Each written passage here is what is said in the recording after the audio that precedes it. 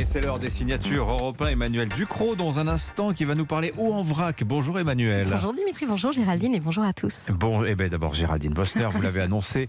Géraldine, vous nous parlez ce matin de la malédiction du compteur Linky. Oui, une malédiction qui révèle l'un des paradoxes qu'on est en train de vivre. Ce compteur Linky qui avait été pensé, conçu justement pour aider la transition énergétique est rejeté par ceux-là même qui se prétendent les plus vertueux en matière de sobriété. Et j'aimerais qu'on ausculte ce matin la psychose qui a saisi le pays hier quand on a appris, attention, roulement de tambour, Kennedy allait nous couper l'eau chaude pour éviter les blackouts. En une seconde, tous les fantasmes entourant ce compteur ont ressurgi.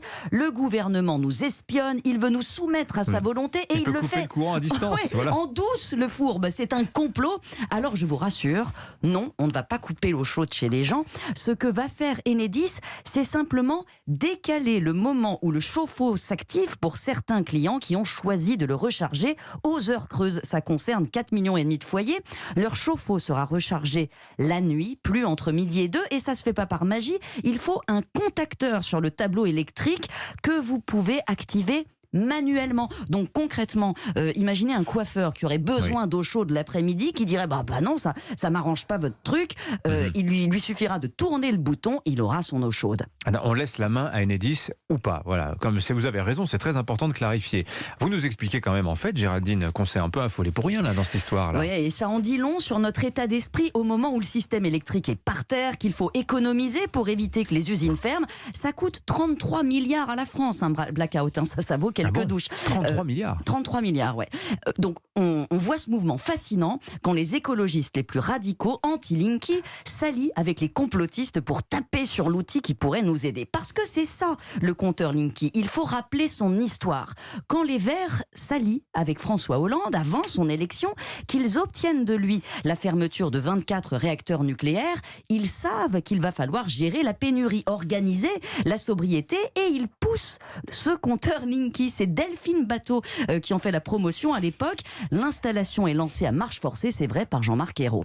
Alors, dans la douleur, on s'en souvient. Et oui, parce qu'il n'avait pas vu venir l'opposition des décroissants et des technophobes radicaux qui ont vu dans ce compteur un piège capitaliste. Il faut lire les propos tenus à l'époque par Michel Rivasi, par exemple, ces militants antinucléaires qui ont pris la tête de la fronde. Linky, c'était l'espionnage, un cocktail d'ondes électromagnétiques. La technophobie, la défiance sont telles en France que ce discours a pris. Résultat, les pouvoirs publics sont tétanisés.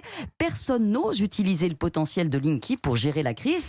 Alors, je ne suis pas personnellement pour la décroissance ou la sobriété forcée, mais il faut être cohérent. On a dépensé 5 milliards pour installer ces compteurs. Il est fou qu'on préfère que des usines ferment aujourd'hui plutôt que s'en servir. Ça rappelle un peu les portiques écotax, même si en l'occurrence les Linky sont installés. Mais qu'est-ce qu'on pourrait faire avec ces fameux compteurs qu'on se prive de faire justement, Géraldine ? Pas mal de choses. Baisser la puissance, par exemple, au moment des pics de consommation. Ça a été envisagé, ça. Oui, envisager, effacer au besoin certains équipements les moins indispensables. Ces potentialités ne sont pas du tout exploitées. Elles peuvent paraître totalitaires à certains, c'est légitime et je le comprends, mais on devrait pouvoir en débattre. Comme politiquement c'est lourd à porter, personne ne le fait. On préfère imposer des délestages aux usines, voire les payer pour qu'elles ferment. Oui. Je ne suis pas certaine qu'à long terme, la collectivité y gagne. Effacement d'un équipement, ça veut dire on le coupe, on l'éteint. On baisse sa puissance, Ouais. on peut moduler. Juste un truc, 33 milliards, un blackout, c'est-à-dire si jamais on coupait le courant, qu'on perdait le courant. Quand on perd un blackout, c'est une estimation évidemment, mais c'est effectivement le coût collectif d'un blackout, d'un seul blackout. Ah oui, donc un an de bouclier énergétique tarifaire. Ah, c'est quand même assez stupéfiant. Merci beaucoup Géraldine Bosner.